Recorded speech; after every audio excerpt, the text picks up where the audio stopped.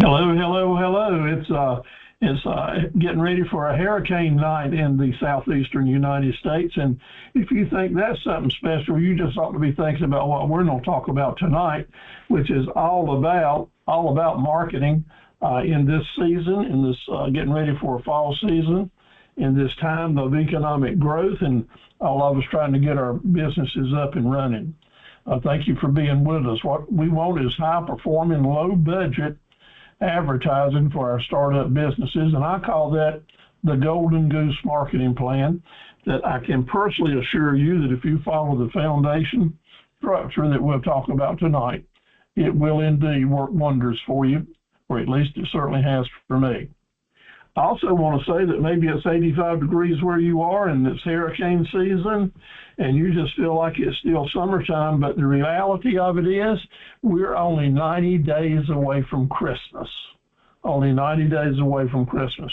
And it usually, if you put together a decent, well-planned, energized marketing plan, it usually takes you 30 days to get it together, prepared, and then launch it, which means that if we're going to be ready for the Christmas, Thanksgiving, New Year's sales seasons, we need to start getting our mess together right now and start getting it out into the world.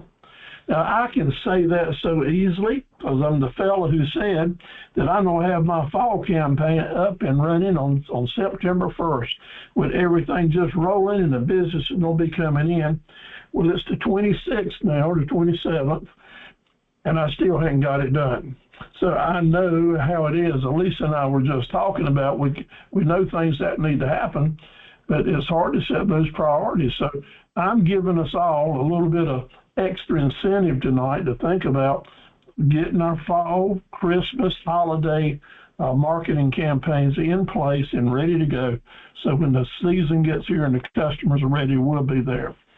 In that light, I have sent to you and will send to you again tomorrow study guides that give you all kinds of information on the slogans and strategies that you might want to use this winter. My virtual assistant, Abigail, helped me put this together, one of the things she does for me, and got some really good handouts. She searched the internet and found some good ideas and put them in study guide form. So they're going to be emailed to you if you haven't got them already, and I hope that you will use them. The Golden Goose campaign is telling us that we want more than just one golden egg. We want more than just one sale. We want continuous business for our own business and from our customers. Our goal tonight is to put together a mindset and strategies that help us keep repeat business coming in. That's what I'm all about. And 65 years later in business, yeah, we've been in business 65 years, started when I was 12 years old, through some really rough times and some really great times. But the reason we're still here and still clicking is because we have a good structured marketing plan and a customer base that we know how to stay in touch with. My name is Steve Carver, and I'm speaking to you from my home office studio in Dunn City, North Carolina, right in the middle of the state on Interstate 95. This is my presentation number 1136. And so thank you for joining me on my journey in entrepreneurship and letting me ride along with you as well. I am not a lawyer or a CPA, just a fellow that's been out here shaking the bushes and chasing customers and closing deals and delivering farm equipment is my main business, and doing other many types of services through the years.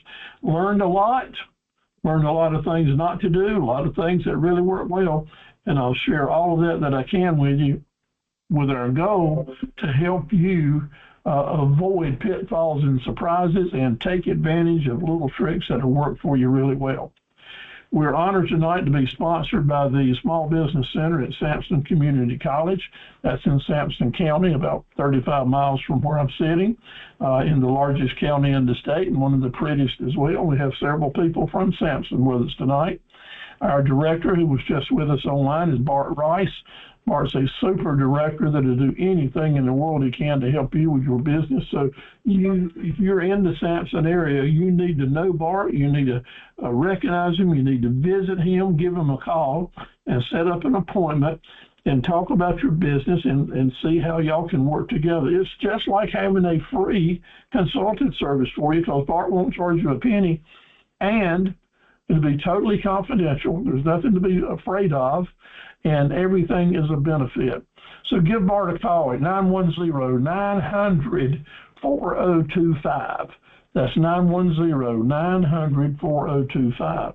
And if you're not in the Sampson County area, but you are in North Carolina and you're not quite sure how to get in touch with your local small business center director, please just let me know, just over in the chat, where I want you to sign in anyway. If you don't mind signing in chat, just let me know you'd like to get in touch with your local director, and just tell me what town you live in, and I can help set it up for you, and we'll be glad to do it. Next week, we're going to talk about how to attract, find, and keep customers. We're going to take the information that we lay out tonight and put it to work next week. So these two sessions go hand in glove to stay together. Your study guides that are emailed to you, when we have your email address, we'll give you lots of information. Always, if you don't print one out to use for note-taking during the class, print out the one that starts with a number, because that is the presentation number, and it's a guideline of our talking points. But in this group of handouts and study guides that you got, notice that you'll get the winter marketing strategies and slogans. They are full of information. I really appreciate you telling me that you'll take a good look at those and try to put them to work. Your homework assignments are in there as well, and other good information for you. I want to tell you right now, Elisa, the first time I get to talk with you, I haven't met you, but it was good to see you on the screen here. But I know you are made for so much more. I know that I can do so much more, and I'm begging you, don't ever give up on me. Keep pushing me, and I'll promise you guys that I will keep pushing you guys and praying for you, and I won't ever give up for you. In entrepreneurship, you just have to stay in the game, and that means staying to it. And it's so good when you know you got people that will help you get along the way. I'll give you a lot of information in these presentations, Elisa. Take as much as you feel well about, use it, and go forward. You can jump right in and do a lot of work to help move your business forward if that's what you want to do, and I'll be happy. I'll be happier, though, if I see results that you're working hard and applying this and making it work. I'll keep up with your attendance as we go along through the series. This is a 7-part series. This is class 3 tonight. And if you attend 5 of the 7 sessions, you'll automatically get a certificate from me and the Small Business Center, and we'll be glad to send out to you. We call that a certificate of completion. And then the more homework you do, the more assignments you do, you may qualify to become a member of the academy, which you can use to promote your own business, and we're glad to do it, and for other purposes. So we can talk about that later, and you can check your handout for the requirements. So let's brag on the folks that's been working with us through this series so far. Sarah's over in Nash County. She's traveling this week on a little vacation. She told me Tuesday night. She's going to be a Google advertising specialist. Truck in Whitaker's is a immigrant from Vietnam who came in 10 years ago and has already gotten her doctorate degree, and she's a chemist up in Rocky Mount area. And this year she's starting her own flower garden. She wants to be growing and cutting flowers to sell to florists so that she can hire some employees. So proud of her, and such a good example of why immigrants that are coming over here to start businesses and help us and do chemist work. Indeed, we need all that those get to help us with our economy and help create jobs for folks. The Reverend Dr. Tamara Thomas in Raleigh is a fantastic preacher, and she's also starting her own consulting business, and we're pulling for her. She's been very active in sending information. Alan in Elm City is a headhunter. So if you're looking for a job, he might be the person to contact. David over in the mountains in Weaverville, I'm sure tonight he's getting ready for a lot of rain that they're predicting. But David's in the tax preparation business, been doing it a long time and working real hard to revitalize its business this fall. Miko Harris in Greensboro is starting her own business where she's selling products to help people with private celebrations. Tasha wants to start a small business nonprofit organization to help children in her community in Rocky Mount, and she's been working really hard and sending information. In Sampson County, Robbie James, who owns James Trading Company, has really set the world on fire. He's doing such good work in his marketing campaign and been attending the classes so really well. I'd like for all of you to check the pictures out at our new Academy Entrepreneurs and Associates Facebook page. Drop by there and see what folks are doing, make comments, and go from there. And we'd certainly love to see your presence there. Find me on Facebook if you would, each and every one of you, so that I can see what y'all are doing and connect with you, and look forward to doing that. So I see that Sarita and Keisha has joined us. It's good to have y'all back on board. I hope you're having a good day. So find me on Facebook, and let's get together and do more business there as well. Send the information to me. I'll spread it around, get it out on the internet and amongst all of our Academy members, and we'll try to help each other all that we can promote our businesses. But I want to tell you right now and remind you something. And this is a thing that folks getting in business sometimes just don't know and don't realize until they've been in business a long time. But it's up to you and you alone to tell the world how great you are. It's your responsibility to brag on yourself and help promote your business. Yeah, we're going to talk about how to create raving fan customers tonight, and they'll go out and promote your business as well. But I'm talking about something altogether different here. You need to, as I need to, plug into everything we're doing marketing-wise to send out a message that not only do we have good products and good deals and the time is right to do business, but more importantly, a continuing thread message that says, come on, we are a good place to do business, and you'll want to be a regular customer here. That needs to be a part of your message. So make a note of that, a mental note, and put it into your marketing DNA plan to make it work. I use banners similar to this in my emails that I send out, on our web pages in different places, just little plug-in banners all around that remind people that we are indeed at Carver Equipment a great place to do business. We are more than just a dealer. We're an interactive internet dealer, and we've been in business since 1959. Those factors mean a lot to someone that's seriously looking for a place to kind of do business with for a number of years, and that's what I want to be. So think about how you can better promote your business as a warm, friendly place. We're getting down to right here the crux of sending out continuous hospitality building messages. You need to do it yourself. And even if you got an ugly mug like mine, and I know I'm the last person in the world that ought to have their picture on the internet or on Facebook or somewhere, but you know what? There's a lot of other ugly codgers out there like me, and they say, it's okay, Steve, I can do business with you because you're about as ugly as I am. No, seriously. Folks like to see the real deal. And you speaking, them hearing your voice in videos, goes a long, long way to creating a relationship.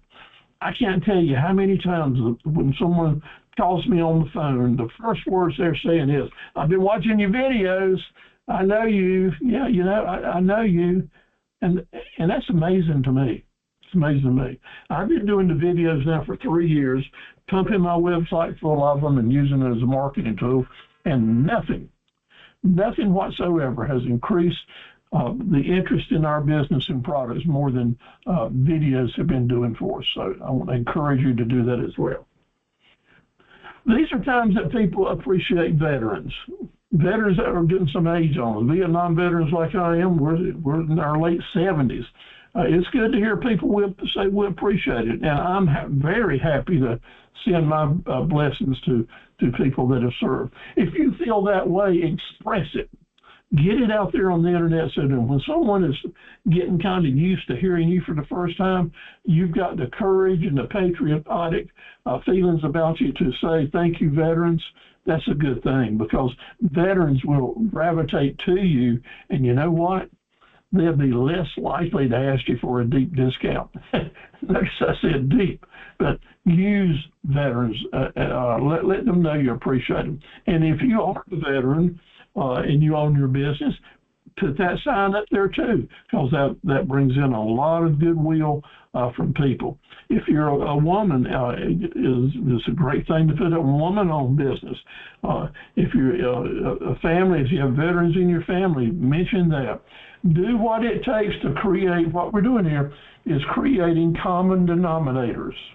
Common denominators are so important to make people feel better about doing business with you and starting a long-term relationship. Okay, let's warm up those chat buttons. I know we got some of you here that maybe can't get to your chat, but if you can. Okay, I see that hello from Wilmington. Yeah, I've got family in Wilmington too. Let's answer a few chat questions to kind of get it warmed up. What does RFC stand for? What does RFC stand for? Lisa, you get a pass on this because you hadn't been with us before. But the rest of you, you know what RFC stands for. Type it in for us. Keisha's already got it in there with hot fingers. Thank you, Keisha.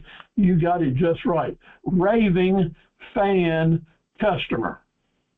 RFC, raving fan customer. You're going to hear a lot about them tonight. What are the three words now, something new here, what are the three words that open up sales and cross sales and help you stack profit? Last week I said, what are the most three important words that if you're going to go get a tattoo, that these are the three they need to be? What are they? What are the three most important words? Keisha got it again. By the way. By the way. That is so important.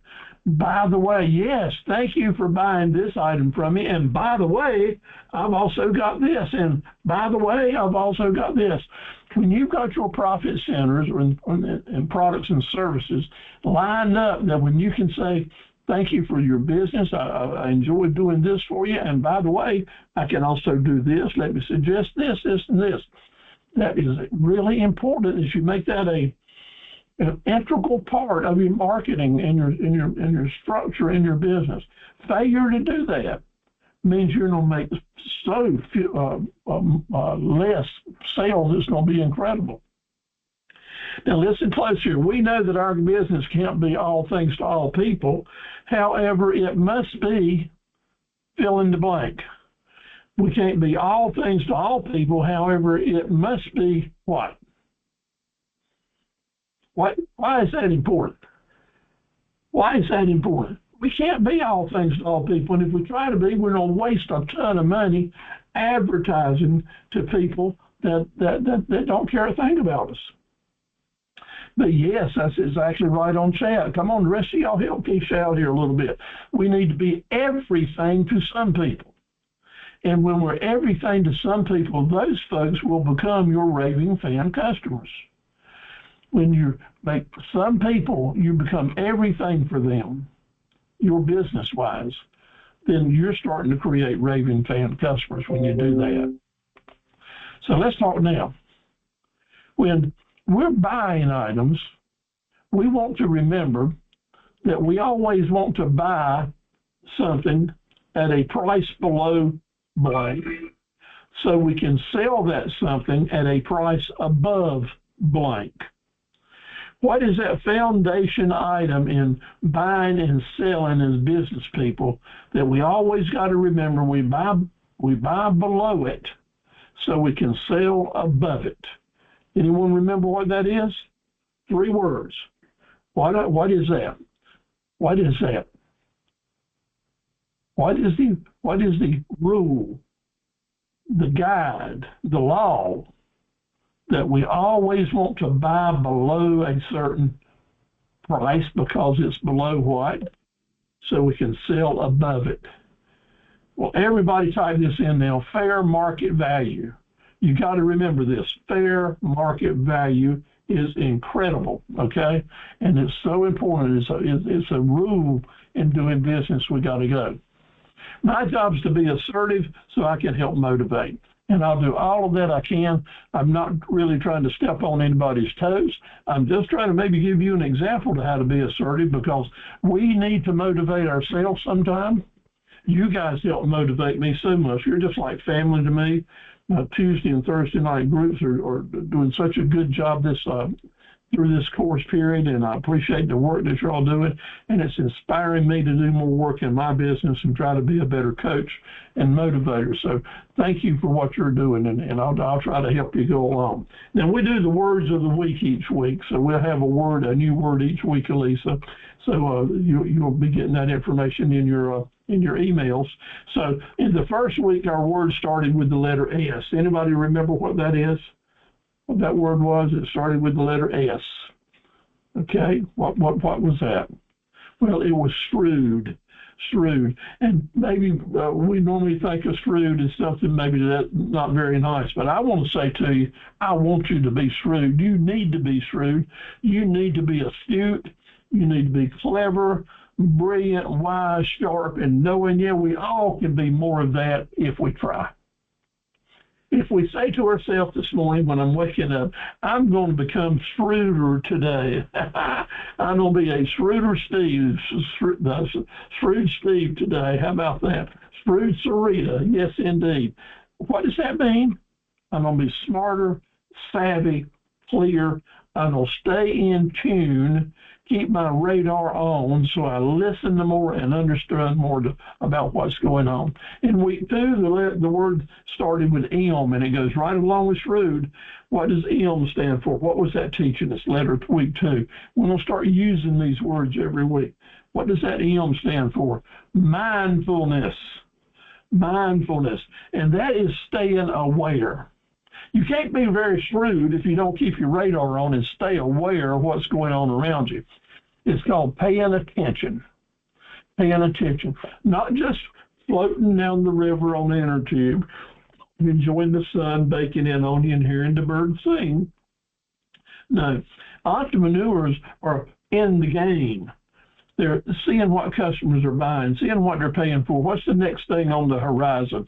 It's having a mindfulness and an awareness that helps us be better business people and stay in the game a whole lot better. Tonight's word starts with the letter A, and I've already used it tonight. What is tonight's word? Man, it starts with the letter A, and it's a heavy-duty, heavy-hitter word. It is assertiveness. I doubt any one of us have used the word assertive in today's conversations. If you have, tell me over here in chat. But if you haven't, I'm not going to be surprised. Until our program tonight, I hadn't used the word assertiveness, but I do find myself using it right much in talking with entrepreneurs through the week with emails that we'll exchange with each other. Assertiveness is motivating. No one will ever become motivated, in my opinion, unless someone is assertive. It might be that same person is assertive enough to motivate themselves, but we need, again, to motivate ourselves, our customers, our staff, our vendors. We need to keep us being assertive to push forward. Otherwise, our wheel that we want to keep on turning comes to a stop. We have to keep motivating. We have to keep moving. Sometimes that means that we got to be bold or decisive, and yes, you don't need to be self-assured and forthright and emphatic. But here's the key. Assertiveness is a very positive thing until you overdo it. And when you overdo assertiveness, you're becoming a bully. You're becoming pushy. You're becoming somebody that nobody else wants to be around. So this has to be measured out and applied as needed. So it's important. But some people are so afraid of it, they won't touch it, and that's a mistake. You need to be in the game and need to be motivated, need to be assertive. Okay, your homework challenges are coming at you. They're in your handouts there. I want to see more core values and mission, vision, and promise statements. So Lisa, that's maybe the easiest and first thing I want you to send to me. I think everyone else here has already sent them, and I appreciate it so much. I will send you some samples out this week of what other people have done through the years to help you do it, and your study guide will give you great tips as well. Okay, I need those 5 marketable profit centers that you're working. You need to list those down. In other words, what are you selling and about how much money do you hope it's going to bring? You need to have that in writing to put together a business plan. I want you on Facebook and to be in touch with me so we can share information and watch each other grow and promote our businesses. Now, my job is to be assertive, and I'm going to do it for you. That's what Mark's paying me to do for you, and I'll do it. But your job is to find the endurance. Find the endurance to stay in power, to stay in the game. Not only to stay in the game of your business, but stay in the game of completing this course, if that's what you'd like to do. Earn your certificates.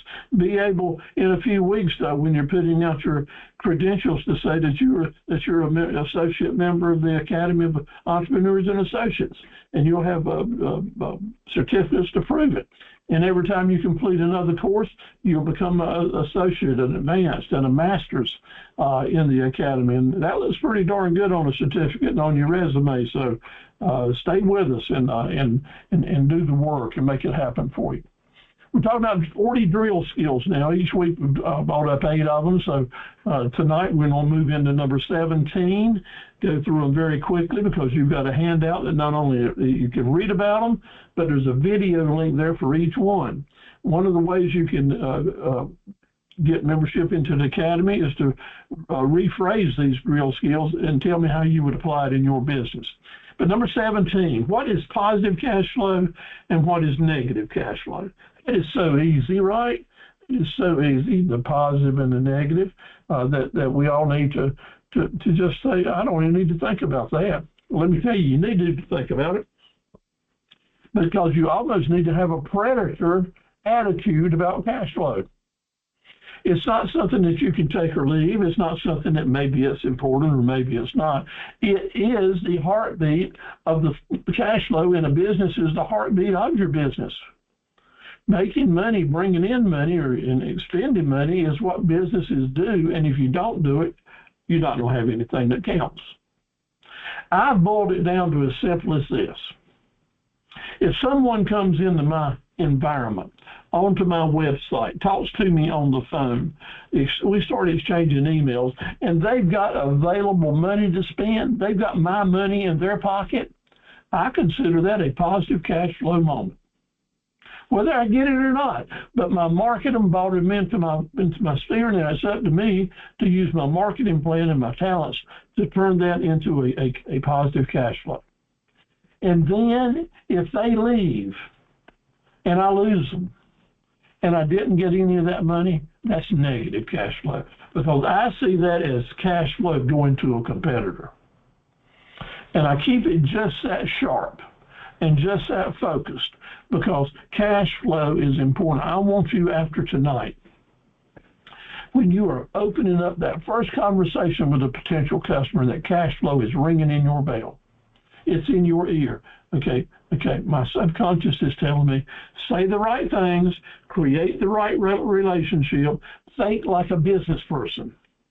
Don't think like a football player. Don't think like someone that's out in the garden picking cucumbers.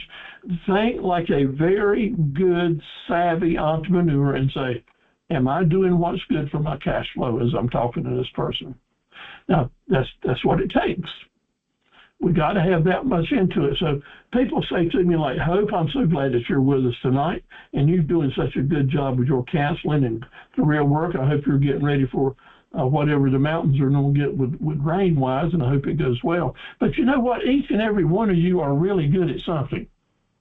It might be this particular skill that you've got or such as that.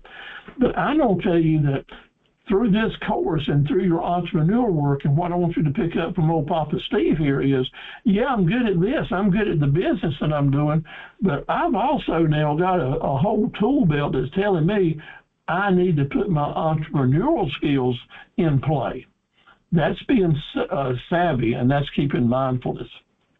One of the things that we will talk about a lot, and I'll start on it right now, is the term take it or leave it. That is, how are we presenting our products? What's that advertised sales sign say? What's that advertised price tag say to the customer when they see it? Is it pay this price or leave it? Take it or leave it. And so many people say, that's what I want to do. I don't want to negotiate. I don't want to have to bargain. I don't want people to say, well, can you do this or can you do that? Maybe you can take a little less. Can you give me a better deal? I don't want to do that. Well, my friend, I'm going to tell you right now, if you want to be an order taker, then that's take it or leave it. And just be frank and honest with yourself.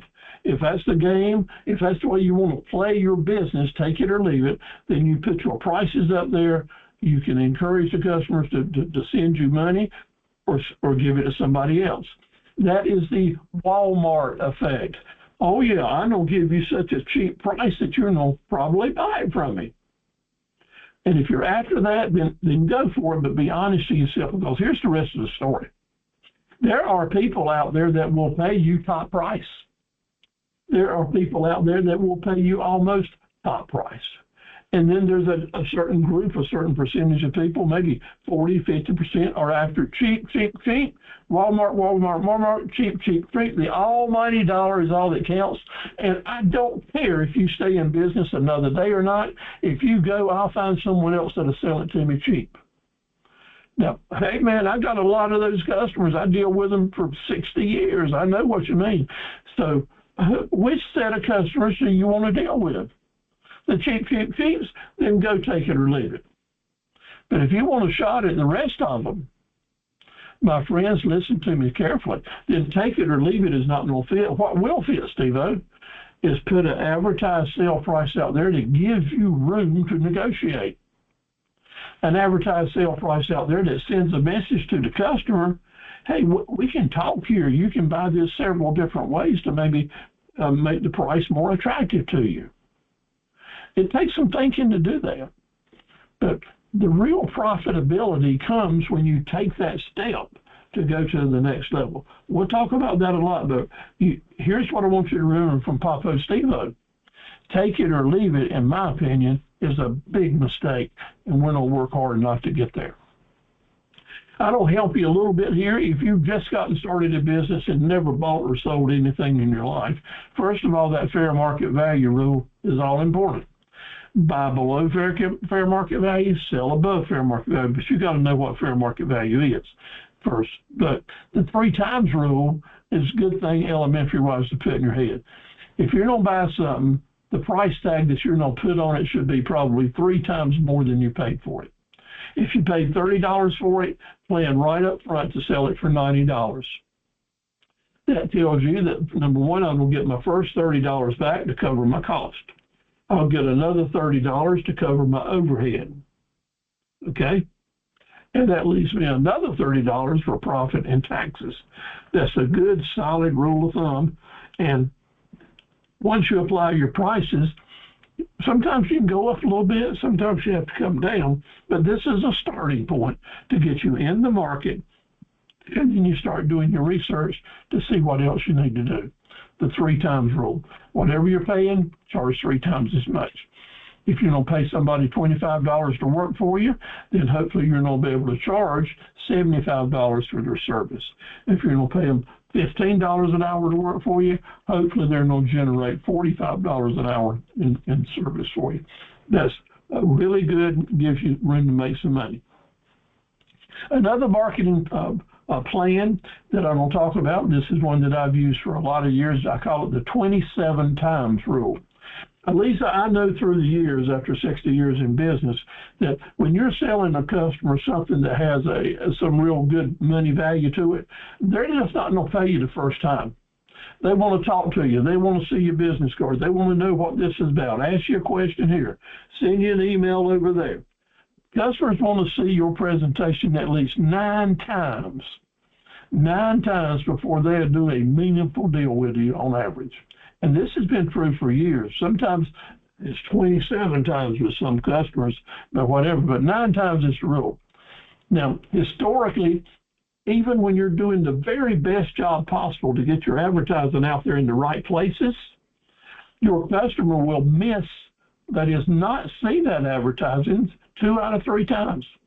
That's just rolling the dice. 2 out of 3 times, they're not going to see the ads that you put out there for them. Therefore, we're going to take 9 times 3 and call it the 27 times rule. We're going to multiply it out. And I'll show you how that works and how it's going to make you money. It's not going to cost you money. It's going to make you money. I wrote a book called Yes, If, No But Negotiating. It's at Amazon right now. It sells for about $5. You're welcome to it, but you don't really need it. I'm going to tell you exactly what it's all about right here. Listen close. This may be the door opener for you if you have a real weakness in negotiating with folks and just don't kind of get into it. If you're not doing the take it or leave it and you want to negotiate and you want the opportunity to make more money, to help the customer find common ground with you and create a relationship, you have to keep the conversation going when you're negotiating. And the customer makes you an offer and you just say, nope, sorry, I can't do it, just take it or leave it. Well, they're gone. And that money-making opportunity is gone for you. So there is a big option. And it's simple, but you just have to know it and think about it. You want to keep talking to that customer until you find common ground. And yes, if, and no but negotiating is an excellent vehicle to get there. It's a strong tool for your tool belt. Here's the way it works. Let's say that Hope says to me, Steve-O, I really like that car you've got out there. It looks good. I kind of like the looks, and I'd like to buy it from you. But, you know, that $10,000 price tag you got on there, I just can't do it. I just don't have that much money, is what Hope said. And I'll say, well, Hope, what can you do? And Hope says, well, how about I give you $8,000 for it? Well, Hope just made me an offer. Negotiation has just started. And you always say in a situation like this, thank you for that offer. I appreciate it. Best offer I've had today. Thank you for that offer. And Hope, yes, I can take that $8,000 if you don't make me put that new set of tires on there we talked about. So that was yes. And then put up all it with if, and then offer in what the qualifier is. But the key is I didn't say no to Hope. I said yes, if. Or maybe the conversation might have been more comfortable if I said, Hope, thank you for that offer. I really appreciate it. Best offer I've had all day. And no, honey, I just cannot take the $8,000, but, no, Hope, I just can't take that $8,000 offer. But if you don't make me put that new set of tires on it, we'll do some business. So then you see, you're always coming back with a yes or a no or some other way to keep the conversation going. And then Hope has the option then to make a counter offer to reconsider, because it's trying to keep the scales level here. You don't want to give up anything unless you get something in return. And your trading partner is the same way too. So a good rule to think about as you enter into thinking about yes, if, and no but. And we'll talk about this in depth in week 6. But the person that you're working with to do a deal, they're not your enemy. They're not trying to steal something from you. They're not trying to take advantage of you. Some of them, of course, really are, but you can't get in the mindset that way when you start negotiating. When you're working with people to find a win-win common ground situation, the folks you're talking to are your negotiating partners. You use that in your mind, and it kind of puts things on a different scale. Negotiating partners are a whole lot apt to find common ground than two people facing it off like enemies. Next one. You're making notes. Here's one that is valuable enough to put it on your paper. The most important ingredient to the success of your future advertising related to the internet, maybe related to your business as a whole, is what comes up on your TV screen. I'm holding mine up here. What does your mobile page look like for your website? What does your mobile page look like for your business? And I'll challenge all of you right now to type in your business name and show me what comes up on your telephone screen and send me a screenshot of it. Is what comes up something that invites that customer to call you right now and do business? Is what comes up a powerful, simple message that's saying, let's do some business. Call me, send me an email, send me a text. Or is it just a screenshot of a web page? Nothing exciting about it, no driving message. But if you're going to let 90% of your possible future business just go into wind with whatever happens to show up on the telephone instead of a well-managed, prepared, documented mobile page, then you're not going to be a very good entrepreneur. You need to work on it. You need to be aware of it. You need to make it work. Because 80% of the people shopping today are doing it with their telephone, maybe higher. And if you have not zoned in on how important that is, you're missing the boat. So at least I might say to you as an up-and-coming virtual assistant and Sarita as well, one of the services that would be really cool for y'all to start offering to your clients is mobile page creation or powerful mobile page creations. All of us need that, and we all need to update our mobile pages. So that's something serious for y'all to think about. Your second most important page on the internet related to your business are the landing pages. Do you know what a landing page is? That is a web page that is designed to get people to buy something right now. That is a page designed to move someone from static to purchase. All kinds of web pages out there. There are home pages and music pages and information pages and photograph pages and pages full of links, all kinds of stuff. But the page that makes you money are your landing pages. And you have to identify which pages at your website or that you're putting out there for the world to see are landing pages, because it takes some special work for a landing page. Now, next week, I'm going to get really into that and show you all the little tricks and stuff you can do to bring a web page alive with items that help people buy. And I'm not talking about bells and whistles and fancy this and fancy that and links to this. No, I'm 100% away from that. I'm talking about the design and messages and content that you're using to get your customer to move from, I'm thinking about this, I'm kind of serious about this, to, I'm going to hit this link and hit that link, give Elisa a call and give them a credit card number and buy. That's the attitude. That's the predator attitude that a landing page is going to present. To your customer, it's going to present, hey man, this person's hungry and I want to feed them. I want to give them some business. Give that some serious thought. It can go a long way for you. Maybe you knew this, but you didn't think about it. It's time to think about it now, because you're in the middle of a marketing, creative, basic. What's it going to take to make marketing pay off? And we have to keep something in mind. What brings the customers back to us? Now, you can be in the state fair business and see people once a year and do business with them once a year. It's a great thing, but it's not what we're all about, is it?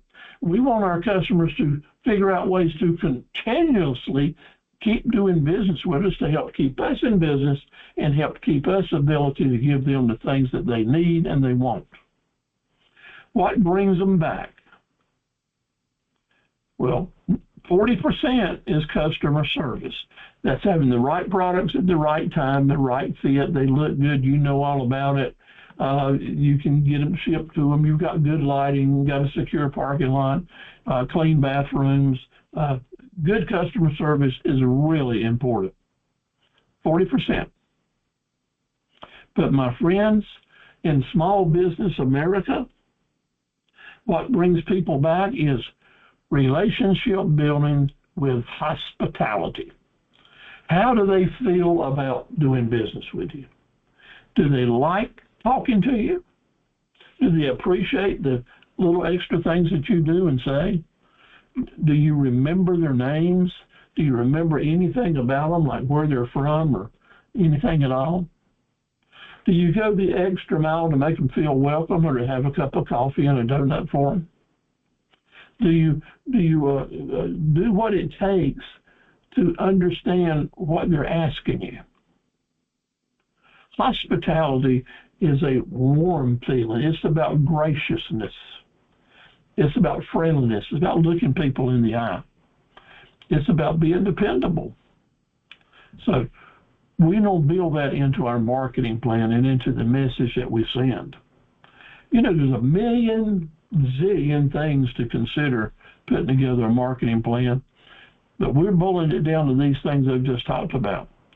Your mobile page, raving fan customers, customer service, and hospitality. It always comes back to the fundamentals.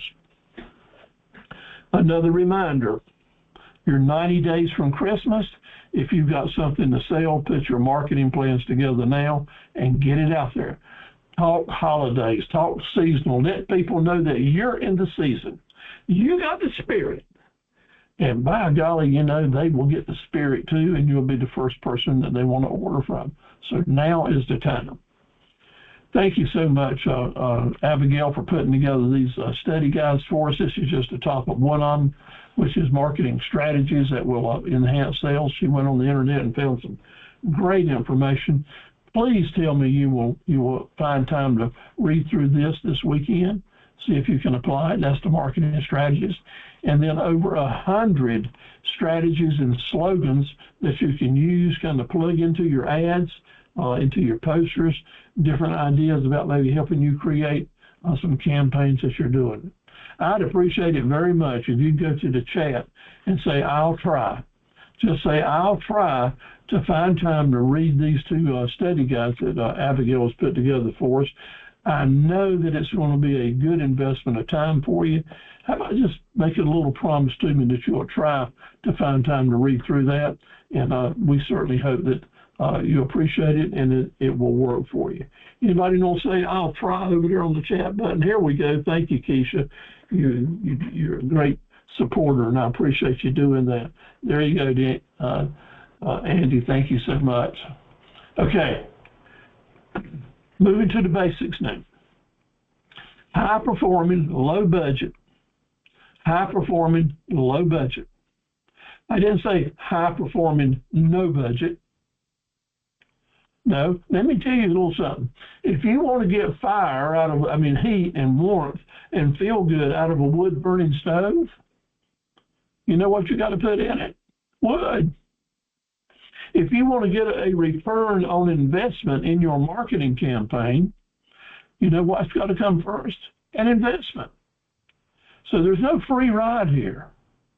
It's not going to happen free. What you're doing is taking time, energy, and sometimes money. So I'm not talking about just feel good here. And it's fine if you just want to accept it that way. But for it to work for you in your business, things have to happen. Things literally have to happen. Maybe the product is not tangible, but the work you put into making it work will be tangible. So I got a question for you. We're dealing now with the World Wide Web, the whole world, and that is a big place. Of course, it's a lot smaller than it used to be because of communications, electronics, and all that, technology. But we are one little speck, just one little pinpoint on a global map. And we are doing our best tonight right here in North Carolina to encourage people all over the world, wherever they are, to be able to come to our computer and send us a message. That's a pretty incredible task to put in front of us. What we are trying to do is develop a plan that will bring them pinpoint right to us, right to your keyboard. That's the challenge. That's huge, isn't it? Well, can you do it? Can you bring someone right to the pinpoint where you are, wherever they are in the world? I'm telling you right now and assuring you, yes. Say, yes, amen, we can do that. And so how are we going to go about it? Well, the way it works is, I'll use this graphic that one of our associates did for us. Let's just think about that big black tube there as the internet, the World Wide Web. And it is full of circuits, webs, all different types of ways people are connecting in there. But you know what? It is a challenge that we can absolutely be at one end of that pipe and send a message with our keyboard, and it goes to some person at the other end of the world somewhere along the way, and that one person gets our message. Well, that's through the email, that's through the website, domain names and such as that. It's pretty amazing. But taking those billions and millions of internet people and websites, how can we narrow that focus down to help zero in and target those folks? What is through the use of search engines, social media, YouTube, raving fan customers, our signage, our ads, lots of different ways to get folks to connect. And that's the definition of what we're doing here with marketing tonight, is taking our information and figuring out ways to connect with other individuals somewhere else. We're going to connect with those other individuals that have an interest in what we're selling. And those people are going to let us know they have an interest in what we're selling when they type in a search term that they're looking for. When they type in a word or words in text and hit that search on Google or Safari or whoever else they're searching with, that information gets out on the web. And if we've got the basket that's ready to receive that certain search term, that email will come right to us.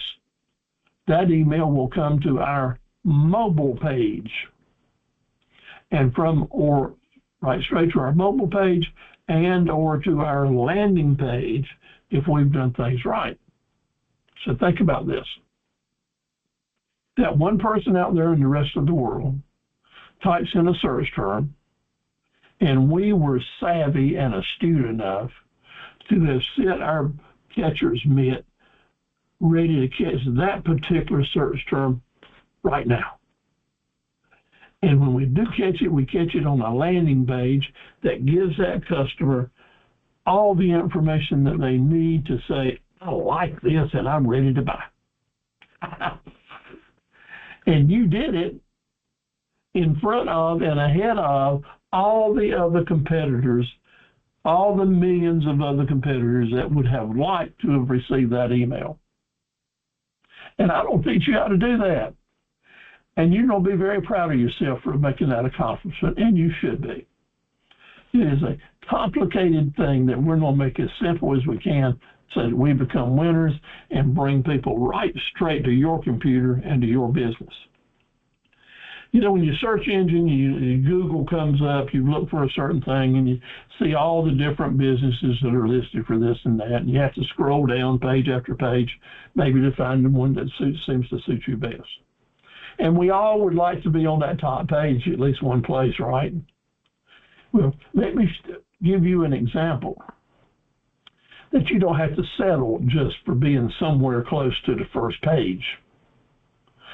I don't want you to settle for anything less than being on the first page and to keep working at it until you can get there. And people like your associates here in our classes of Sarah and Elisa and Sarita will be doing work to help folks improve your standing in searches. What do you have to do to get there? First of all, do your homework. Make the investment. Find a webmaster to help you to get you started good. Remember what look and hook is. That's the type of advertising that we'll do that creates people that will look at your ad and stay with it long enough to see the hook. And know what SEO is, search engine optimization. That's the big topic for next week because that really helps customers find you. And then work hard at it. Have the vision, know what you're after, have the mission, and you might be able to accomplish what I did one time. In that, at one time, I was able to say that I have the top 18 positions. When someone typed in the search terms for Carver equipment or some of our products, well, what came up on that Google screen was what I copied right here, the first 18 positions in a search. Now, I worked hard to get there, and by golly, you will work hard to get there too. But why do you do it? Because it puts you in front of all your competition. When you're cool enough to get your search terms and get your SEO in gear, maybe you're using pay-per-click, maybe you're doing this, maybe you're doing that. There's a lot of things we'll talk about. And I've used some of all of them. And I did here, I made a special effort to be able to do this. And by golly, it pays off. So I can't maintain that all the time. But indeed, when it's time for you to bring business in, if you put the tools together that's available to you, you can bring in the business and make it work. How do you do it? How do you get from where we are tonight to that? It's easy to say. It's setting priorities, learning the skills, and doing the homework. It's a lot harder to do than it is to say, but if you start on it, you'll get there. I would be less than the coach and more the friend than I need to be for folks that are just getting started. I know I talk about hundreds of different strategies and tips, but I want to boil it down to 5 really important things tonight as we're doing this course, this fundamental course. What's the 5-star plan of things that we need to do and how to go about doing it that will help jumpstart your business? I know that some of you, like Hope, have already been in business a while and working to grow it now and doing a great job with her marketing campaign. It's so good to have you back with us tonight. But if some of us just getting started that doesn't really have a clue on what's the first things I ought to do. So let's kind of talk about that. 1, just like we say in the homework, identify and come up with a menu of what you're actually offering to the customers and be specific with it. Be specific enough that it looks like a search term. Make sure that these things that you're offering, your profit centers, give you the ability to have upsells and cross sales. In other words, if someone buys one thing, make it real easy for you to recommend they go ahead and do this other thing as well. Identify the season that your products and services will be most interested in the market, or the market will be most interested in this thing. What is the seasons? And they are important. And to just put together an idea or a plan without interjecting how important seasonal sales are and seasonal planning is crazy, because there's some seasons that you're just wasting your money to advertise because it's just unfertile ground. Other seasons, it's important that you're there in a big way. So identify the seasons that you need to be strong in, because that in your business and marketing plan, you need to have that on your calendar of your plan of when to get in gear and start your marketing plans at least 60 days ahead of time. Know your pricing and your discounting structure so you will have room to negotiate. You will have room to give customers hints that you would like to hear their offers. Put together your things that you're selling in ways that you can offer as package deals or as bundle deals so you can create some big ticket sales. Know right now that YouTube videos, especially if you're including your look and hook features, will generate new business for you that you never dreamed that you could get right away. Right away. And learn how to make those videos yourself and have your own video channel. It will serve as a free website for you that generates business as soon as you start getting those videos up there. You know, used to people say, you know, it's kind of fun to watch a video every now and then. Now you know what customers are referring to? The YouTube college.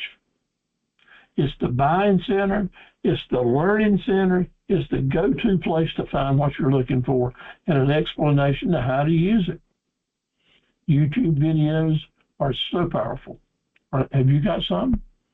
Have you got your own channel yet?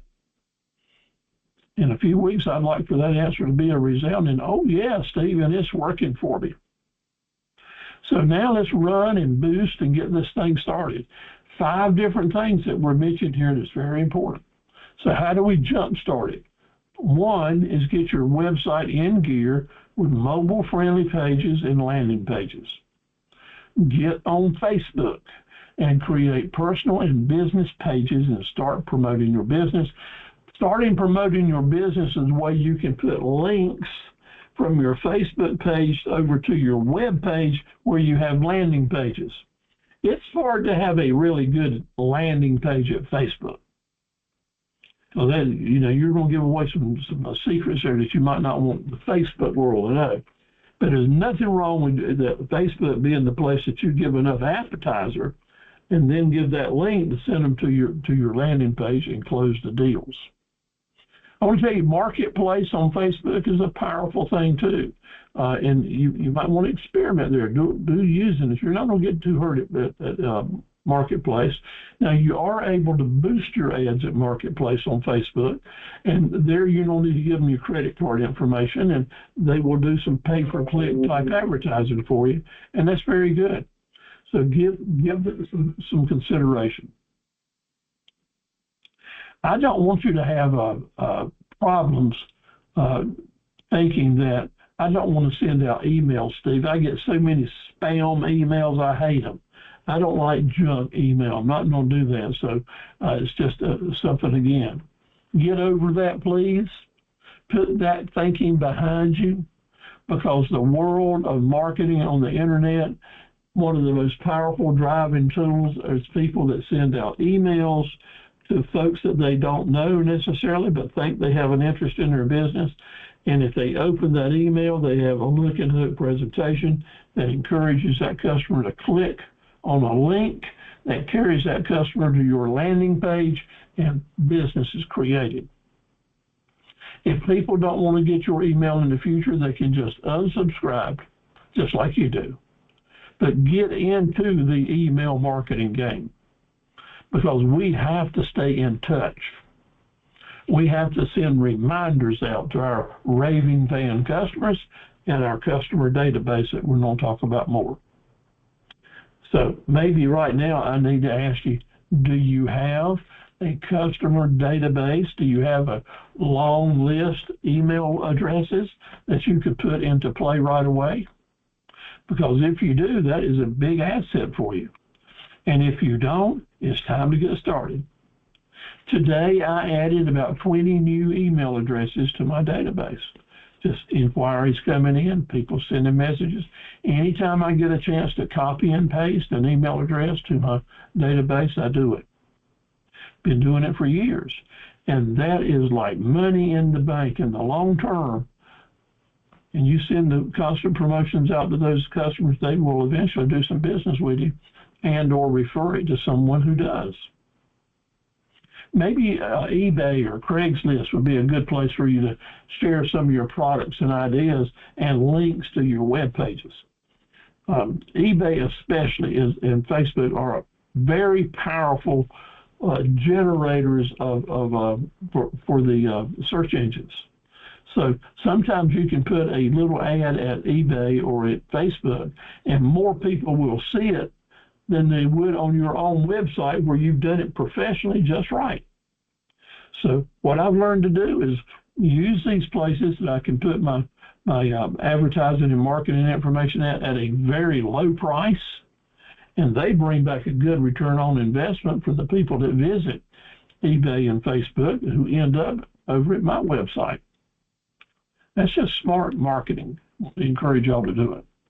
And lastly, as I mentioned before, number 5 is do not ignore videos any longer. YouTube is happening, and you're not going to be happening if you're not happening with it. Period. Stop, they say.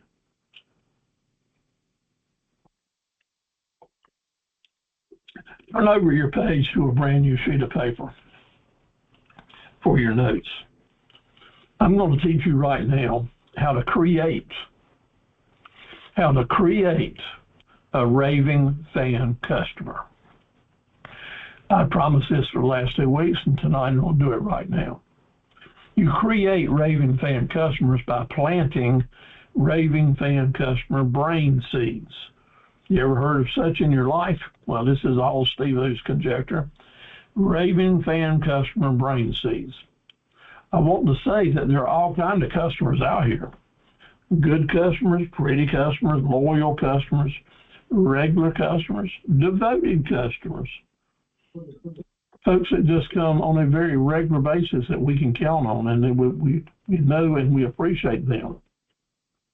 But they don't happen. They create themselves, so to speak. But you create your raving fan customer. You create the raving fan customer. And if you don't do it, it don't get done. And we've already talked about how important it is to us. So let's be very graphic here. There's 3 steps to getting it started. But I know they're out there. And you need to be concerned about where are they hiding. We're always savvy and looking for them, trying to figure out where they are. Our mindfulness. Where is those raving fan customers? Well, they're not going to be there until you create them, and then you'll know where they are. We'll always keep looking and trying to do the right things so we have the opportunity to create them. We don't do the right things to create them. We do the right things to have the opportunity for us personally to make it happen. Being very graphic here, and excuse me if it's not very pretty, but I want you to think about how important it is, and remember this, we don't like take a shovel and go into their brain and open up a hole there and actually say we can actually plant some raving fan customer brain seeds, just like we're sprinkling some Rice Krispie looking things down on somebody's brain. That's how we start planting them, plant them. And we do that when we say a sentence. We do that when we say a sentence. And that sentence is, we make a pledge to that customer.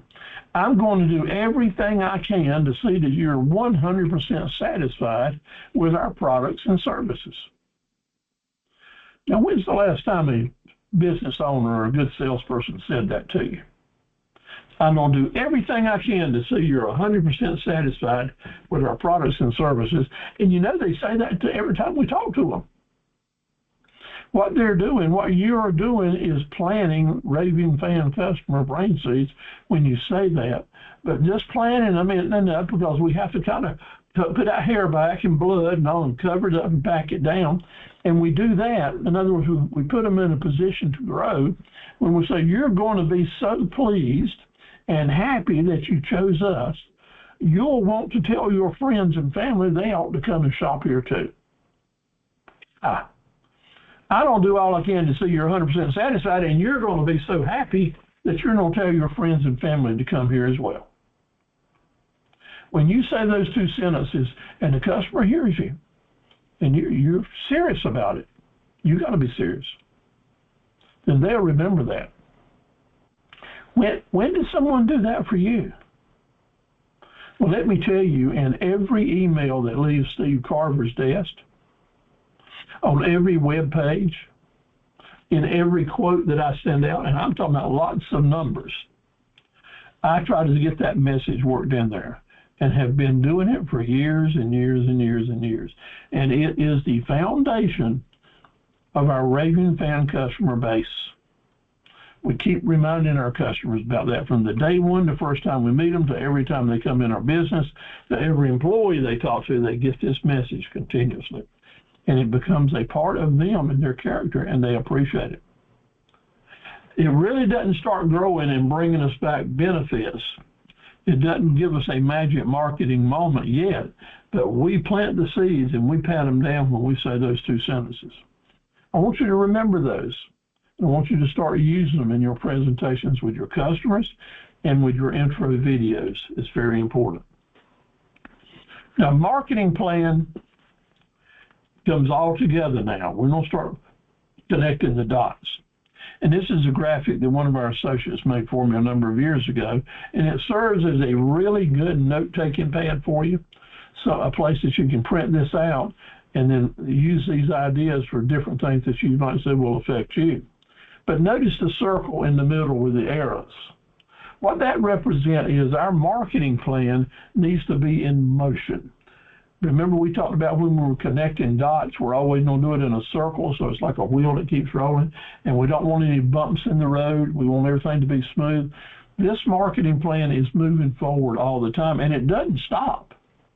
No, it keeps on going. You know why? Because we want our business to keep on rolling, right? We don't want stop and start, bump here, bump there. Now, we might have some highs and lows, but we want to keep rolling and get to a better day, always. So that's why we got it drawn in the circle. And notice up here, we've got a start here, right here, where we don't start just like my cursor's doing. We don't go around this circle and come all the way around as we're chatting right now. We're going to start here, and we're going to end up going out up there. So we're starting here with all these things we're talking about with our business plan, a marketing plan, getting our budgets together, doing this, have a grand opening here, and do some business. But we're working in the direction of coming down here to the bottom to making a sale. Yes, we have something going on, and we're actually doing some business now. We get to make a deposit. Yeah, our marketing plan has produced a sale, an invoice, and we made a deposit. Well, a lot of teachers, a lot of coaches, a lot of small business professionals, so to speak, will say, okay, game's over. By golly, you can go take a break right now. You've done it. Everything's just right. Your marketing plan is up and running, and you're making sales. But no. Papa Steve-O here is here to assure you and promise you you're just halfway home. Just halfway home. Making the sale, or really even making the quote, having the opportunity to talk to the customer about what their needs are, and you present your pricing to them and give them the opportunity to make a decision. That's mission one. If it turns into a positive sale and a deposit, that's just a plus. That is a golden egg. And we want all those we can get. But more importantly, we need those opportunities that our marketing plan gives to us. So when we do make that sale, then we don't stop there. We have to remember we're only halfway here and get excited about the fact we're halfway there. Let's push on now. Because what we have to do now is to get that customer information, that contact information, into our database. We need to be able to stay in touch with this person, to have shared with them what we can, but tried to build that relationship.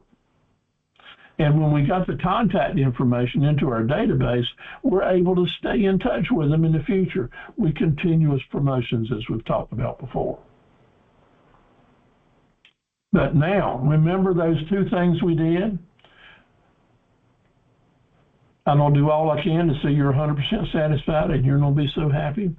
Well, there's a thing in human nature that says if somebody makes a promise to us and they fulfill it, then we are obligated to do our part. And if indeed you fulfill your promise to go after 100% satisfaction with that customer and you remind them of it, they are on your team. They are becoming a raving fan customer because you have proven your due diligence to achieve the 100% satisfaction goal, and you're able to say, thank you so much for your business. Now tell me, are you 100% satisfied? And if not, tell me how we can improve our business. But more importantly, didn't you mention that you were going to be buying this or that on a certain date? You get this information from them. Didn't you say you knew someone that was shopping? What products do I need in my business to change? What will help me have more sales in the future? In other words, when you confirm that you're after their 100% satisfaction, it opens the door up for you to ask those questions that give you a magic marketing moment, that give you the ability to plug into your marketing plan what you need to do next week, next month, next year to keep getting more business from this person and their friends, because they're going to send them to you. You want to know what they're going to be buying and shopping for. In other words, the magic marketing moment is the important period in time, the only important period in time, when you can say, I'm learning what's next. This person is telling me what my game plan is for the future, and I plug in what's next. So as we go around our circle here, we come in at one point, and we do those important things. We start at a certain place, and we work through the details and go to it, and we do the by the ways, and we do the upsells, and maybe we get to get that golden egg and make a deposit, which is a great day, but that's when we double down to getting the information for our database so that we can enjoy the magic market moment that tells us what's next. Yes, if I was a cheerleader, I'd be jumping up and down and doing pom-poms. Because that is the greatest thing for an entrepreneur to know, that if you've got a structured plan that you're following, and it just becomes natural to you to do all these things, you got 60 years of business in front of you if you wanted to. Yeah. It is the key ingredient to longevity in business, to sustainability, we'll call it. Is have a marketing plan that step by step is simple, concise, but it is so effective that it will help your business stay in business a long time if you just do the basic, simple things that I'm asking you to do. Hold on to that, my friend. I've seen so many people tell me years and years later that they're still putting that in the work. They've changed it to suit their needs. You will take these ideas and rearrange them in such a way that to make it a work of art, something you're proud of. Just as I'm telling you this with pride, I've worked hard through the years to develop this plan. And I want you to take the fundamentals and turn it into a plan that works for you as well. I'll help you any way I can. Make it be a work of art. Turning page now.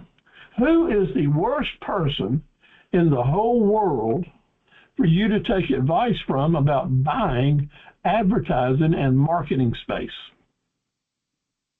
Who is the worst person to take advice from that's trying to get your money about marketing and advertising?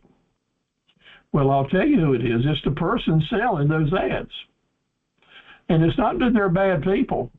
It's not that they're the worst people. Some of them are great. But the fact is, they're out here working with their plan, like I've got an example for here, the newspaper. They're out here working their plan to sell you so that their company is profitable and that they make a good salary and commission. And that's fine. They've got a plan. They got it grouped up and bundled and priced and all like that, just like I've asked you to do. But this is so important. The money that you would spend for advertising and marketing doesn't come out of the sky. Maybe you borrowed it and it felt like it came out of the sky. But the reality is that money is what's left. That's profit. That's what, after selling and working hard and taking a lot of risk, those profit dollars that you've got left over to buy new marketing and advertising exposure is hard to come by. You have to work hard for it. You have to take risks to get it. And I am work really hard to encourage you to not get into that. This is a feel-good thing. It's Super Bowl ads. Man, we got to advertise to make money. You got to spend money to make money, Steve-O. Well, that's true. I've already said you can't get a return on investment if you don't make an investment. But when it comes to marketing and advertising, we got to be smart, because 99% of marketing and advertising money that's spent don't work at all. It's wasted. Somebody just drank the juice. We're not going to do that, are we? No. I'm going to give you the tips to help sure you know not to do it. How do I know that can happen? Because old Carver here has spent over $6, maybe $7 million now in advertising in Eastern North Carolina, promoting my equipment company over a lot of years. And now I'm honest enough to tell you that I wasted 75% of it. Just blew it. Thinking that every year, if business keeps getting better, I'll just keep increasing all my advertising across the board. And then one day after my dad died, I'd been in business maybe 15 years on my own. And my dad died, and a good friend came by and said, "Steve, I see you really bumped up the advertising. Are you seeing some good sales?" I said, "Oh yeah, we're doing good. Our numbers are good." He said, "Well, you're advertising everywhere. Let me ask you something. Do you know which of your ads are working and which are not working?" And I thought about that, and I had no clue. I just knew that the whole plan was creating increased sales. He said, "You may want to take a look at that. I did that a few years ago in my business, and it made a difference." When I started analyzing things, I figured out that 75% of the money I was spending was not bringing me zero return on investment. Some of them maybe a little bit, but most of them zero. But 25% was doing a really good job. And what I did was I blew away the 75% that was losing money and really focused on that 25% and increased those somewhat. And our sales almost doubled in a couple of years. And our advertising costs literally went down.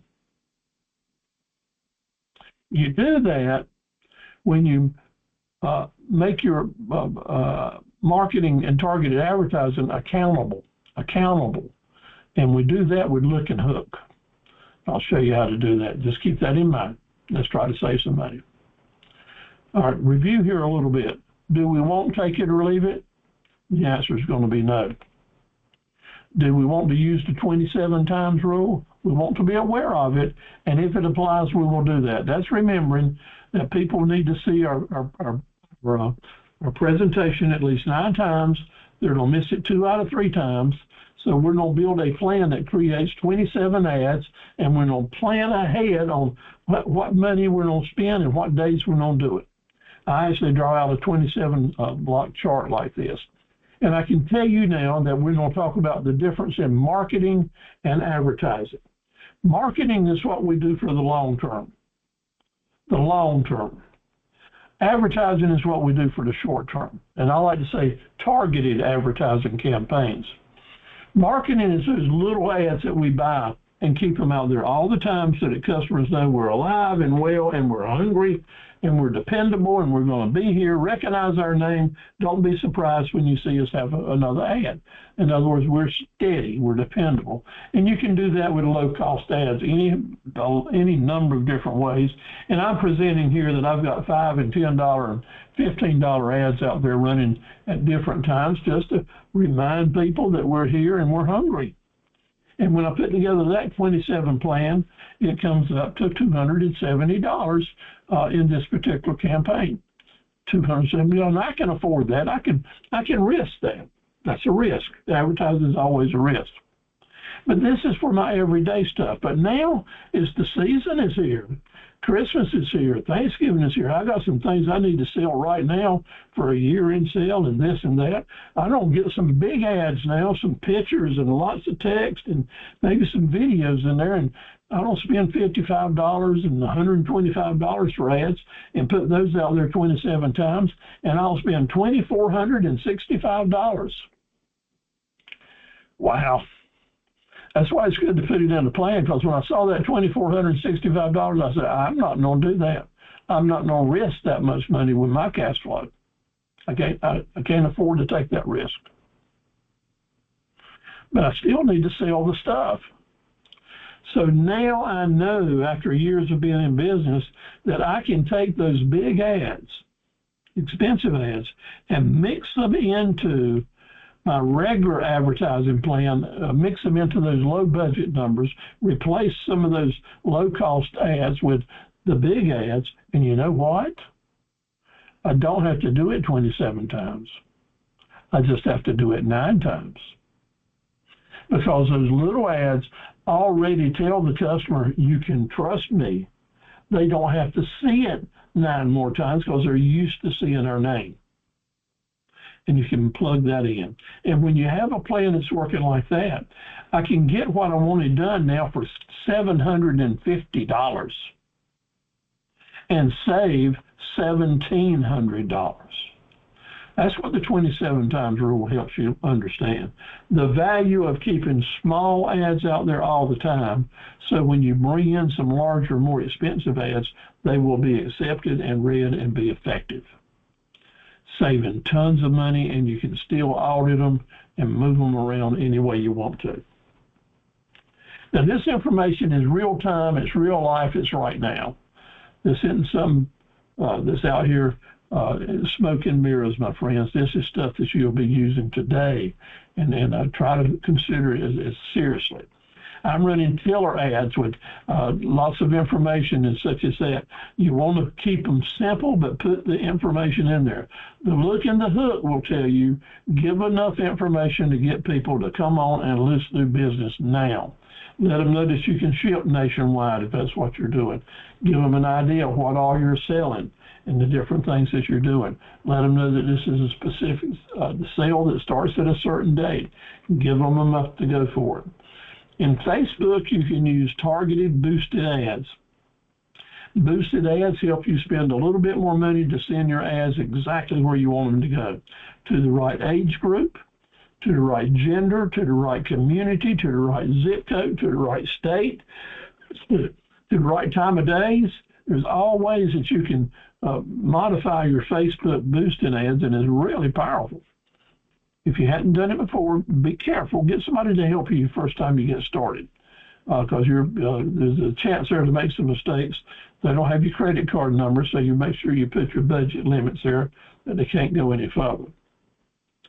Put your pictures out there, put good links, let people know you're there, and go forward with it. This is one of our Facebook presentations. Here are some other Facebook issues where we give them good pictures, lots of colors, lots of things to click off. Pricing, don't be afraid to put the pricing out there, but put it out there in such a way that people know that they can negotiate and talk to you about different ways to do it. Learn how to boost that post so that it gets to the right targeted audience. That's what you want. Remember, we can't be all things to all people, but boosting the targeted audiences helps you be everything to some people. If you don't have a database, if you don't have a way to reach out consistently and easily and at very low cost to your customer base now and in the future, you got a big hole in your bucket, and that needs to be fixed. So start right away building a database. If you don't have a clue how to do that, basically you're just going to look at go back and look at all your old emails and start copying email addresses. Think about your classmates, the people you were in school with, that maybe you've got a long list of email addresses there. Friends, neighbors, people you're working with, clubs you belong to, just folks you know. Figure out a way to get their email addresses, because it's just not the people that they email your promotion to, because those people have the option to tell someone else about it. That's what raving fan customers do. Not only tell them, but maybe forward it to other people. So that database is multiplying itself as you go along. And you see them emails like this. This is a sample of what we send out in email to customers, and we encourage them to move folks along. And if they're interested, they got different places they can link to. Lots of pictures, like down here at the bottom is all these different links. And let's talk about that for a minute.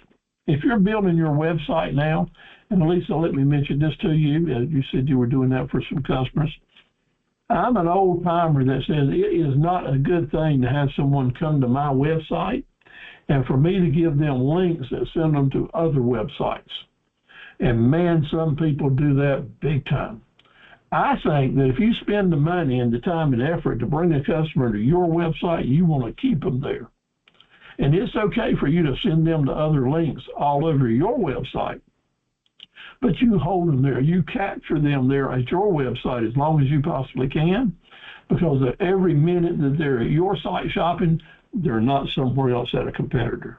So don't make the mistakes of sending people away, but do give them lots of links and lots of information. Be colorful. Let them know you got a lot to offer. Big signs and banners go a long way that we talked about. Every web page you have, make sure there's a place that they can click, like in this red star here, that they can click and send you an email. That is a landing page secret. Be really bold so that when someone sees something they like, they are really encouraged to click that great big red star and send you a message so you can start a relationship and send them a quote. Have a mailing plan, emailing plan. So I've been saying for a lot tonight about how important this database is and sending out emails and such as that. Well, to be effective, you need to be a bit sophisticated. And to be real effective, you carry it to the nth degree. Because let me tell you, just sending an email out, like you don't say, yes, I suggest that you send out emails. So I work late at night, so I'll send my emails out after I do everything else. Last thing I do in the day is to clear that last challenge out. So I send out my emails at 7 p.m. Well, people that are getting 7 p.m. emails in their email box and they don't open their email box or answer them till 8 or 9 o'clock in the morning when they get to their desk at office, they're going to have a long list of emails waiting for them, and they're not going to pay a lot of attention to them. They'll go through them really quick, just like I do, click, click, click, click, click, and just open the ones that seem to be really interesting or really important. And you know what happens to the rest of them? Deleted and gone to cyberspace. Your email promotion, if it was sent at the wrong time when your potential customer opens it and they don't spend time to read it, that is negative cash flow. It is gone. And that's that 90% I was talking about. Most advertising don't work. 90% of what you send out won't work. But we want to try to make sure that 10% does. So here's a way that you can help do it. If you have your email arriving at your customer's computer or telephone at certain times of the day, there's a better chance it'll get read. That's what it's all about. It's trying to select the right times to send your email out so it will be read instead of deleted. And this is a big, real deal. So what I do, and when I work with my virtual assistant who does our emailing for me, is I look at different emails, and every email that I'm going to send out in a blast, we plan to send it out 6 times. Not 9 times, but 6 times, just because it works in the calendar easier for me. So when I do an email blast plan tomorrow, I'll create it. And then the next thing I'll do is I'll put the videos in it, I'll put the links in it, and the invitations to do business now into it, the text message that I need there, or the text into the message. And then most importantly, under that particular email I'm going to do, I'll give our virtual assistant what dates and time of day to send those emails out in the future. And she can plan for a couple of months ahead of time or a year ahead, but we usually do it for 2 or 3 months ahead of time. That's how you can plan a marketing campaign well in advance, because it's hard to get back to it and redo that. So Lisa and Sarita, maybe this will help you when you're talking with your customers, and it lets you get a lot more information being sent out for your customer. It makes it easier for you and really increases your ability to charge more because you're helping them create a 2 or 3 month advertising campaign. But notice that I'm sending these emails at different times because I don't know for sure. But I know that I don't want to send them late at night. I want to send them during the day. And sometimes on Friday, I want it to be the last email they see. Usually weekend emails don't get a lot of attention with my type of customers. They might with yours, but with my customers, this type of planning works. So give that some thought. I also like to put in the days of the week and seasons on different holidays to help me remember it. And now, save it. Save it. Because if it works, if you're getting good sales and good responses back from this, and you'll know immediately because you'll get a copy of each one of these emails when it goes out through MailChimp or whoever you're using. You'll get a copy of it, and you'll be able to gauge the incoming email that comes in right after that goes out. Pretty amazing. Pretty amazing. So this is a little tip that I didn't know until last year. Someone told me. And you know what? I open my email every morning and get at least 100 spam emails a day. At least 100. And when I thought about how I go through those in the morning really early and just click them all away at one time versus emails that come in during the day where I spend some time to look at them, it makes a big difference. So this could be a game changer for you. Planning the timing of sending emails, really critical. Google Ads are powerful. Your business on Google is an account that you can have to really get a free website, so to speak.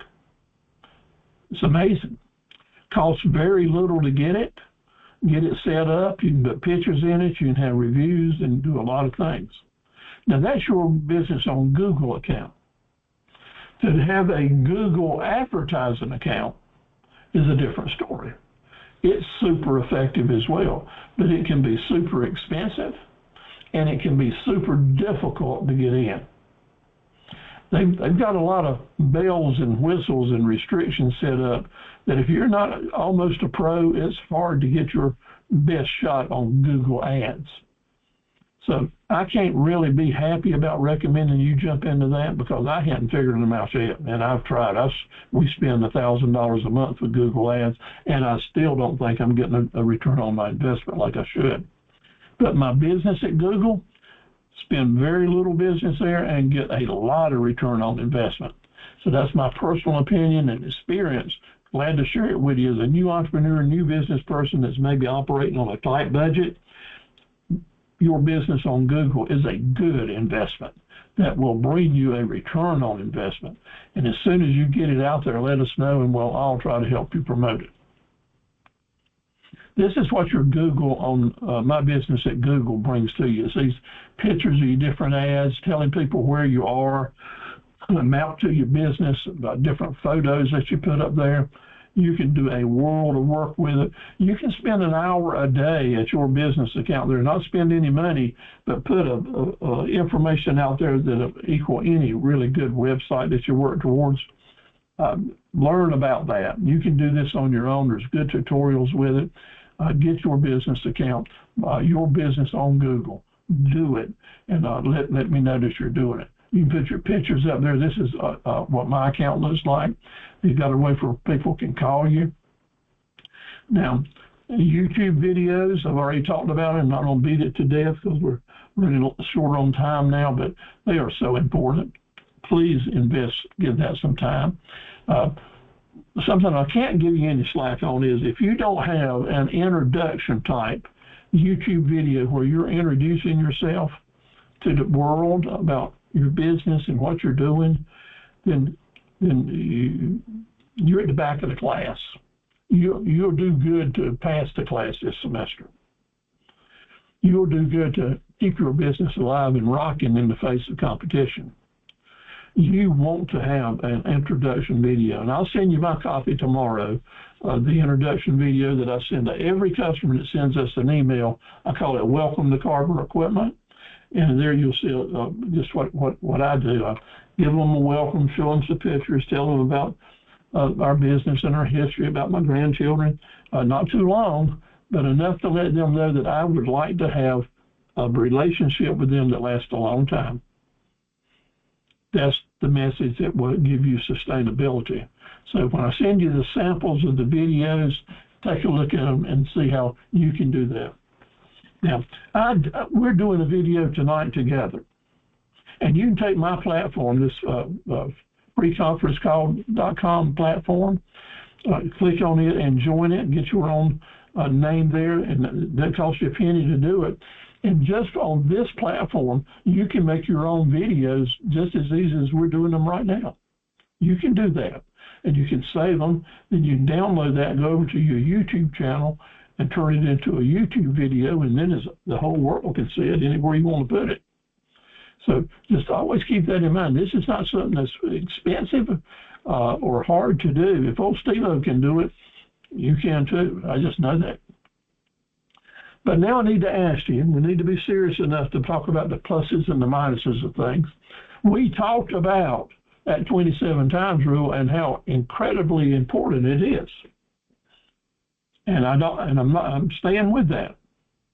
But I also want you to be astute enough to know there's one thing other that we talked about that blows the 27 times rule out of the water. It's so much better than the 27 times rule, I don't have the words to describe it. Do you know what that is? I mean, I've bragged on this 27 time rule, and I use it, and I want you to use it, but I also keep in the back of my mind that I don't need to put this in front of another thing. And what is the thing that blows the 27 times rule out of the water? Anybody want to take a chance over on the chat board? Tell me what you think that might be. What works so much better?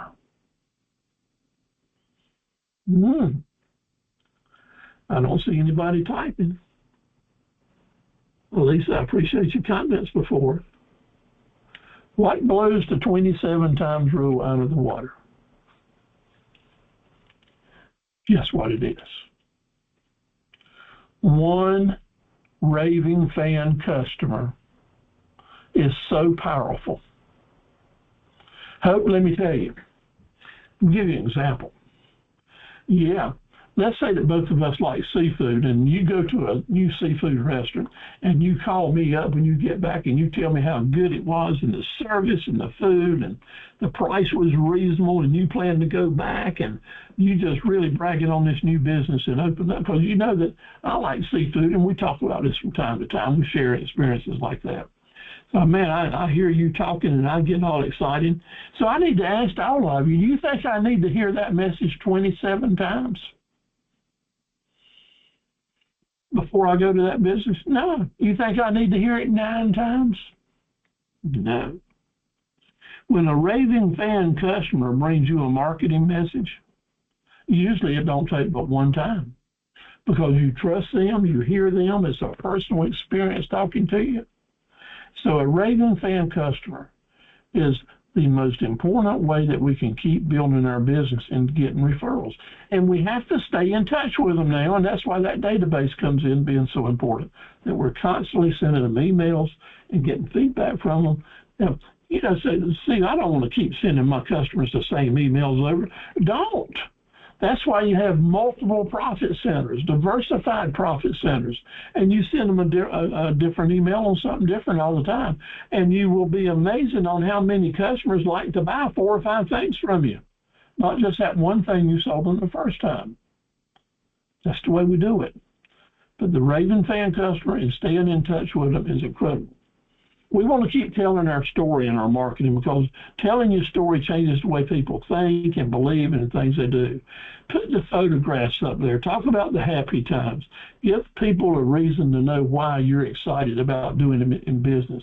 Let them know that I started my lawnmower business when I was 8 years old, pushing lawnmowers, and I grew it to more than 3,000 apartments a week in 21 different towns.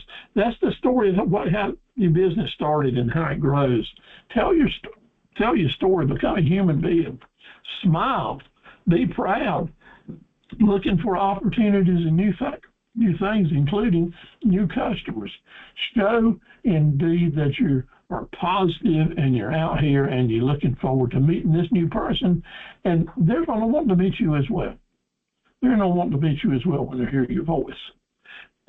This may be the most powerful image that I have seen in several years, the way it affected my thinking. And I'd like to tell you the story that I see here. You see the fellow here, the gentleman that has got his chair and his products right out beside the highway, marketing his business. This is entrepreneurship at its best.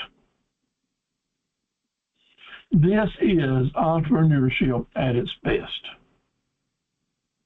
We might have fancy computers and we might be able to do this and that, but when the individual entrepreneur is out there meeting the public and facing the music with his product and ready to sell it and do a deal and create a relationship, it don't get any better. This fella isn't out here crying and weeping. He's out here because he's selling his eggs and he's happy to do it.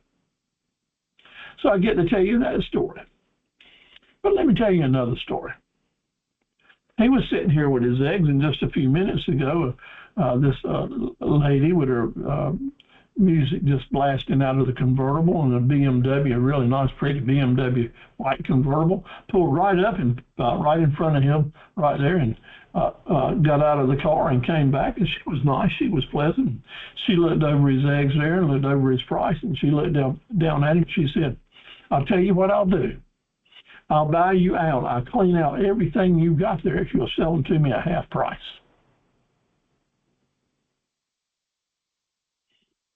I'll clean you out, put you out of business today, and pay so you don't have to sit out here in the hot sun, but you need to sell them to me at half price.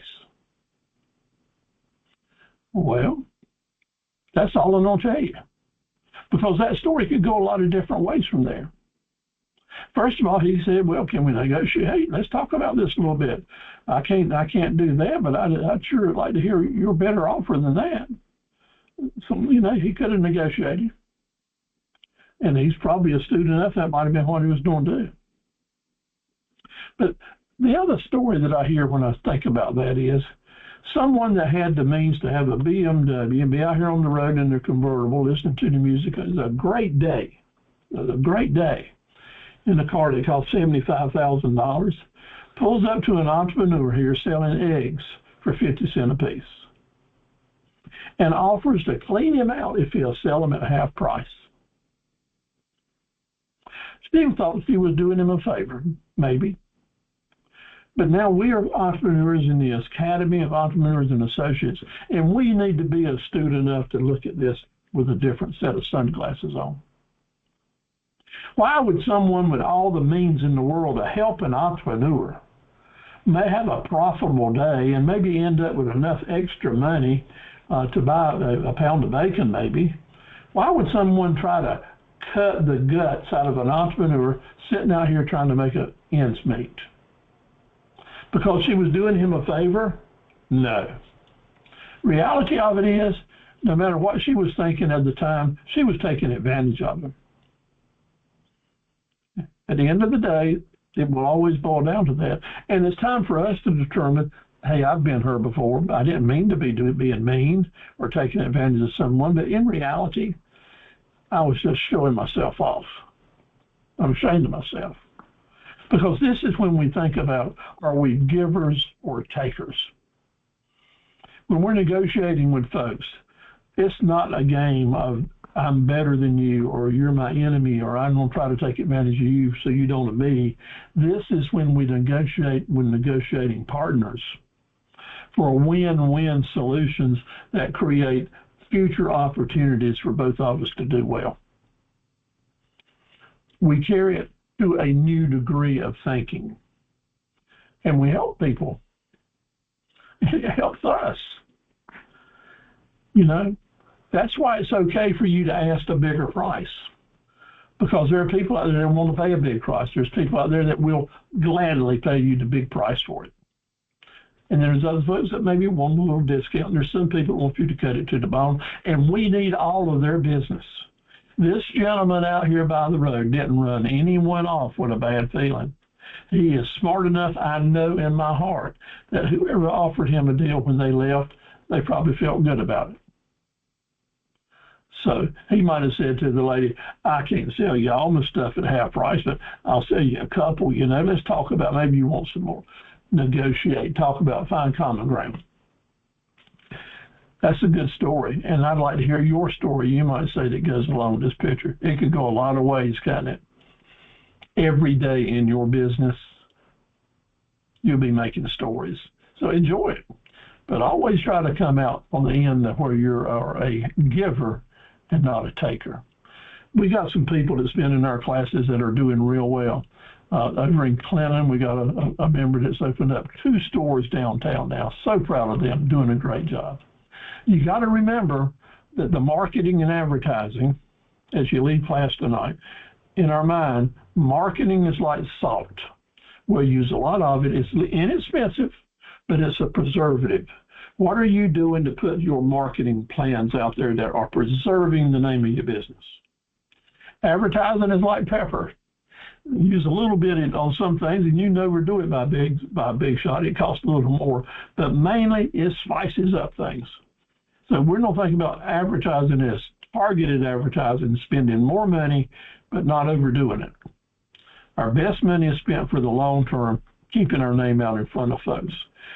Doing such a good job that people will remind us of, you're in good hands with Allstate. Remembering our slogan, remembering our face, remembering what we're saying, where we are. That's that constant advertising that keeps coming out. For doing your budgeting and your business plan, we got to remember that the marketing is the big pie, and advertising is simply a piece of the pie. So we have to keep those in range. Sometimes people advertising is their whole pie, and probably if that's the case, they're wasting a ton of money. If you're just going out here after one and Tuesday, big time ads making a big splash, you're probably wasting a lot of money. We don't want to do that. What can you do to be happy? Get into this marketing thing. Write your mission and vision statements and your promise statements. You cannot write those statements without feeling good about your business and feeling good about telling other people about it. These statements are marketing plans for the future and go a long way. If you don't have a cell phone number related in your business where you're advertising that cell phone number, that means that probably you're not getting any text messages. And the world today is amazing to me how many people have told me this year that they have kind of got away from doing email and just like doing text. And personally, I don't like text. They require a lot more maintenance from me, and I have to use my fingers to answer them and such as that. But that's the world. If you're not into texting, you need to change your ways, because a lot of business will come your way through texting. And that's the only way to come to your way. And if you're not there, you don't miss it. DBA is an initial for doing business as. That's creating aliases, also known as. And DBAs are an incredibly powerful way that you can market your different products, because you can use different names with the same product to identify with the way people might order it. I'll show you some examples. Next week, that is a huge, powerful tool to help customers find you. If you haven't done your menu of products and services with some pricing information, then you're not in business, and it's time to do it. Send me a copy of it. I'll help you with it. We look forward to seeing what you're up to. Maybe we'll have some suggestions. Having a list of frequently asked questions is a great asset. As we're in business day by day, we'll keep getting phone calls and questions on this, and you'll realize real soon that folks are asking you the same questions that someone else did last week. And as you accumulate these questions and write them down and go ahead and write a really good answer under each question, then you're ready. Because your answers are going to be better and better each time, and you can share them, and you can share them with new employees to use it as a teaching tool. It's just a good thing to do to strengthen your tool belt. Your internet presence, imperative. Making sure your mobile pages are in there. Remember that all pricing is negotiable unless you're saying take it or leave it. I'd like to see copies of your business cards. Please email me a copy of your business card. We're going to talk next week about doing targeted advertising, and it's going to be really important for you to do that. I'm clicking through these slides. You'll be able to stop them as you watch them tomorrow and spend more time. So I'll close here with Bubba Blue. You remember Bubba?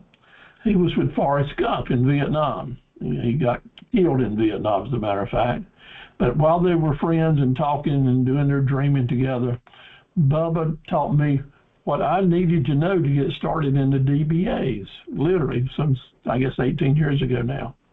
He planted the seed in my mind when he said to Forrest all the different ways that they can sell shrimp. Things through shrimp soup and pan-fried shrimp. He just went through a litany of definitions of different ways to sell shrimp. And that said to me that if someone is shopping for shrimp salad on the internet, they're just not going to type in the word shrimp. No, they're going to type in shrimp salad. And if you and I are selling shrimp salad, but the only web page we have is titled shrimp, then we might hear from that customer. But if we've got a web page, a landing page that is promoted under the name shrimp salad, we're going to get that customer. We're going to catch him in our glove, and we'll have a chance of making a sale. That's the difference. So I will say to you, let's talk about all the different DBAs that you might be able to use. And thank you for staying with me tonight. It was so good to have you back on board with us. I hope you enjoyed the presentation, and that the hurricane that's barreling its way up towards us don't do you any damage whatsoever. Hope especially we've got our fingers crossed for you. We know that a lot of rain headed for the mountains. So you take care, all of you. God bless you, your families, and God bless your business as well. Next week, how to find those customers and keep them coming back. I'd appreciate any comments. Otherwise, good night, and y'all take care. Thank you very much, Hope. Any comments?